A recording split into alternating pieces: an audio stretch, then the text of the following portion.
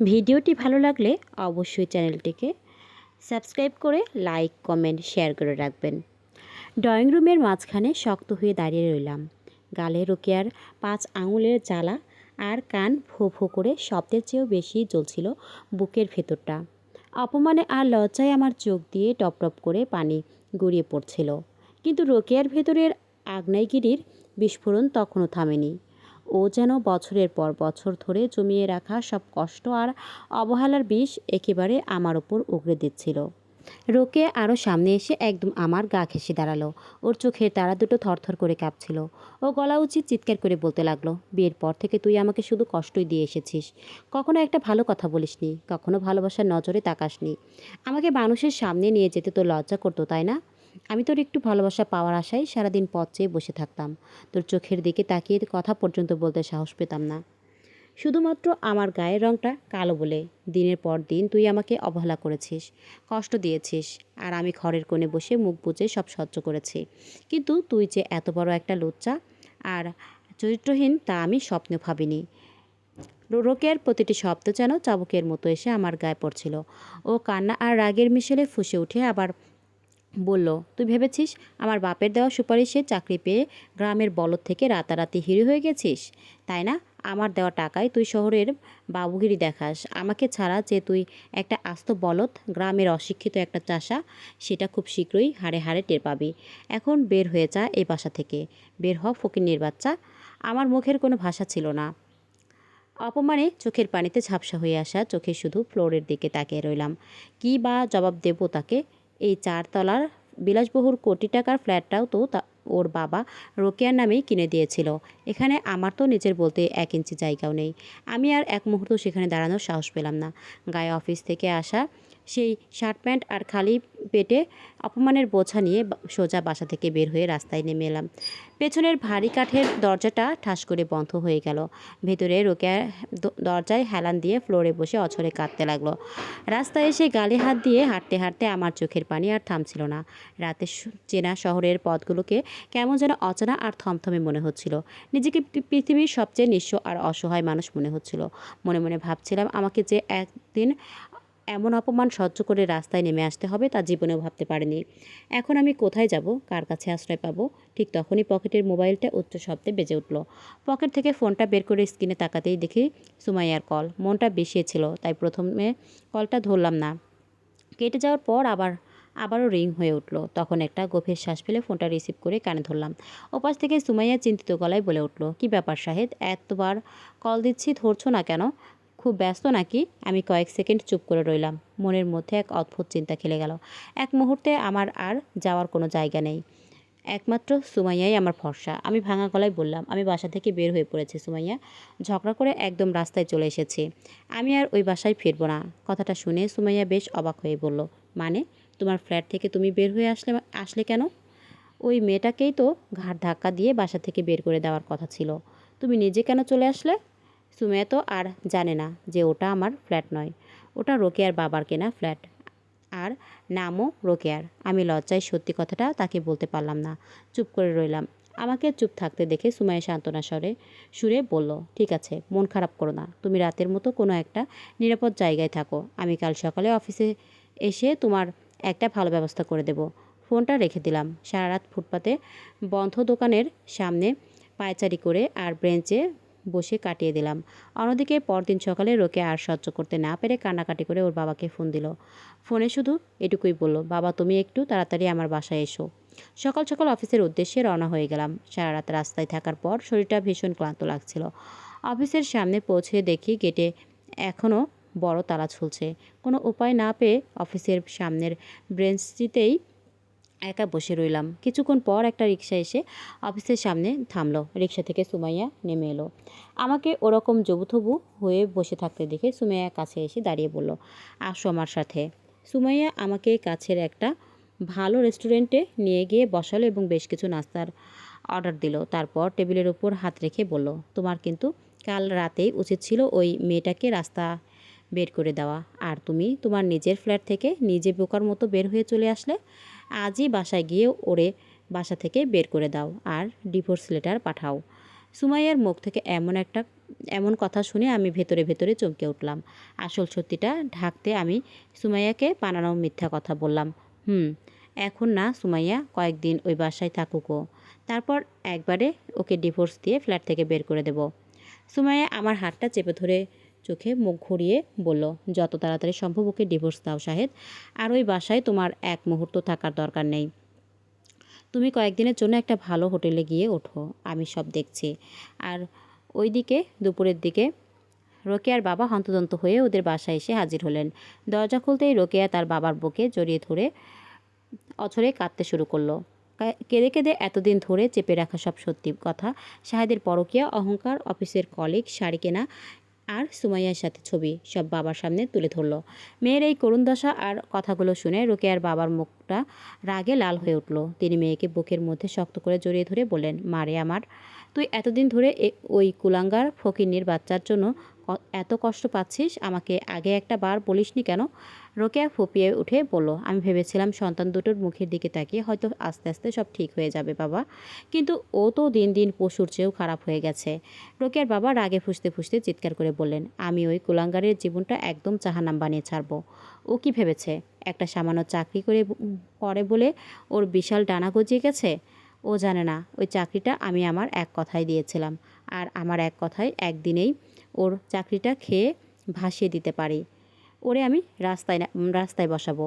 অপমানের চূড়ান্ত অধ্যায় যে কেবল শুরু হয়েছে। অফিসে বসে সুমাইয়ার মিষ্টি কথায় ভুলতে থাকা শাহেদ তা ঘুণাক্ষরেও টের পাচ্ছিল না।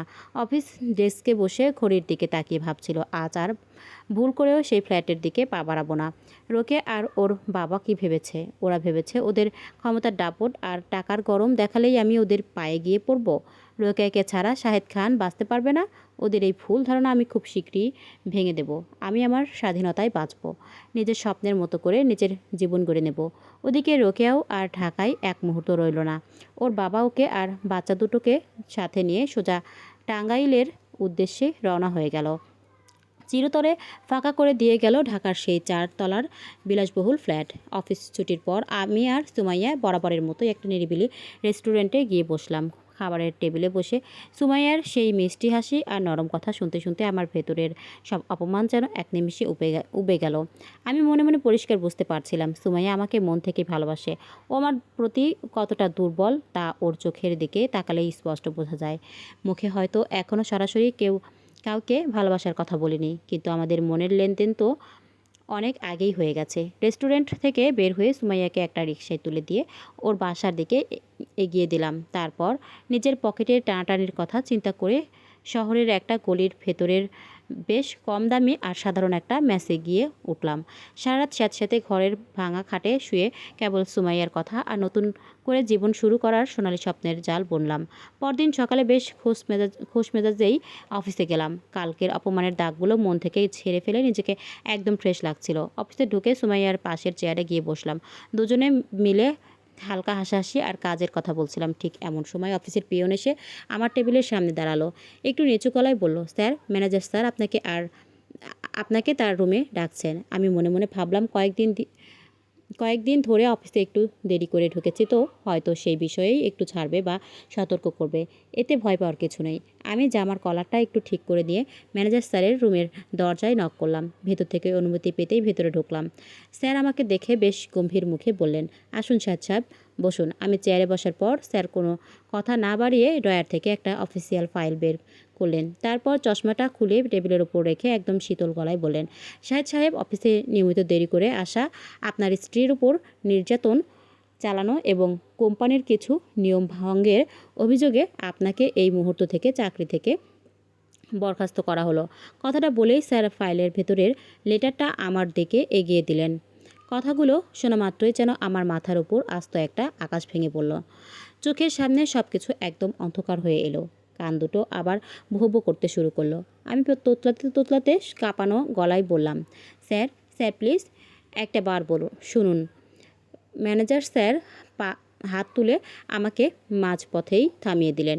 নরম গলায় বললেন, এখানে আমার বা আপনার কারো কিছু করার নেই শাহিদ সাহেব। ওপরের করা অর্ডার। দয়া করে আপনি ফাইলটা নিয়ে এবার আসতে পারেন প্লিজ। আমার মাথার ভেতরে সমস্ত বুদ্ধিশুদ্ধি আর চিন্তাশক্তি যেন এক মুহূর্তে স্তব্ধ হয়ে গেল। পুরো শরীরটা অবশ হয়ে আসছে। আমি দরদর করে ঘামতে ঘামতে কাঠের পুতুলের মতো হাত বাড়িয়ে দরখাস্তের চিঠিটা হাতে নিলাম। তারপর রুম থেকে বের হয়ে একদম ধীরে ধীরে টলতে টলতে হেঁটে নিচের কেবিনে আসলাম। আমার মাথার ভেতর তখন একটাই চিন্তা তীরের মতো বিঁধছিল। রোকেয়া রোকেয়া আমার সাথে সত্যি সত্যি এটা করতে পারলো? ও ওর বাবাকে দিয়ে এক রাতের মধ্যে আমার পেটে লাথি মারালো। আমার এত বছরের সাজানো জীবন, আমার প্রেস্টিজ সব এক নিমেষে মাটির সাথে মিশিয়ে দিল। অপমানে, তীব্র কষ্টে আর ভয়ে আমার চোখের কোণ দিয়ে ঝরঝর করে পানি গড়িয়ে পড়তে চাইল। আমার এই বিধ্বস্ত আর পাগলপ্রায় অবস্থা দেখে সুমাইয়া নিজের চেয়ার ছেড়ে তড়িঘড়ি করে আমার ডেস্কে চলে এলো। ওর চোখে চরম বিস্ময়। সুমাইয়া একদম কাছে এসে চিন্তিত গলায় বলল, কি হয়েছে তোমার শাহেদ? স্যার কি বললেন? তুমি এমন ভেঙে পড়ছো কেন? আমি কোনো কথা বলতে পারলাম না। দুই হাতে কপাল চেপে ধরে ফ্লোরের দিকে তাকিয়ে নিঃশব্দে পুষতে লাগলাম। সুমাইয়া আরও এক ধাপ কাছে ঘেঁষে এসে নরম গলায় বলল, কি হলো বলো না? এমন করছো কেন তুমি? আমি ধীরে সুস্থে মাথাটা তুললাম। সুমাইয়ার সেই ফর্সা সুন্দর মুখের দিকে তাকিয়ে খুব অস্পষ্ট আর ভাঙা গলায় বললাম, আমাকে আমাকে চাকরি থেকে বরখাস্ত করা হয়েছে সুমাইয়া। আমার চাকরিটা আর নেই। কথাটা শোনা মাত্রই সুমাইয়ার মুখের সেই মিষ্টি আর আদরে ভাবটা যেন এক নিমেষে উধাও হয়ে গেল। ও কেমন এক অদ্ভুত আর অচেনা দৃষ্টিতে আমার দিকে তাকালো, যা আমি আগে কখনো দেখিনি। ও খুব ঠান্ডা গলায় একটা কৃত্রিম সান্ত্বনা দিয়ে বলল, সমস্যা নেই, সব ঠিক হয়ে যাবে। কথাটা বলেই ও আর এক সেকেন্ডও আমার সামনে দাঁড়ালো না। সোজা ঘুরে গিয়ে নিজের চেয়ারে গিয়ে বসে পড়ে কম্পিউটারের স্ক্রিনের দিকে তাকিয়ে রইল। আমি আর অফিসে এক মুহূর্তও বসতে পারলাম না। নিজের ব্যাগটা গুটিয়ে বরখাস্তের কাগজটা পকেটে নিয়ে সোজা অফিসের বাইরে চলে এলাম। কিন্তু বাসা বা মেসে ফিরে গেলাম না। কালকের অনাহারের পর আজকের এই বিরাট ধাক্কা সব কিছু সহ্য করে আমি অফিসের গেটের সামনেই দাঁড়িয়ে রইলাম সুমাইয়ার জন্য। মনে মনে নিজেকে বোঝালাম, চাকরি গেছে তো কি হয়েছে, সুমাইয়া তো আমার সাথে আছে। আমি আজকেই সুমাইয়াকে আমার মনের কথা বলবো। সুমাইয়াকে বিয়ে করব। ও নিশ্চয়ই আমাকে ভালোবাসে।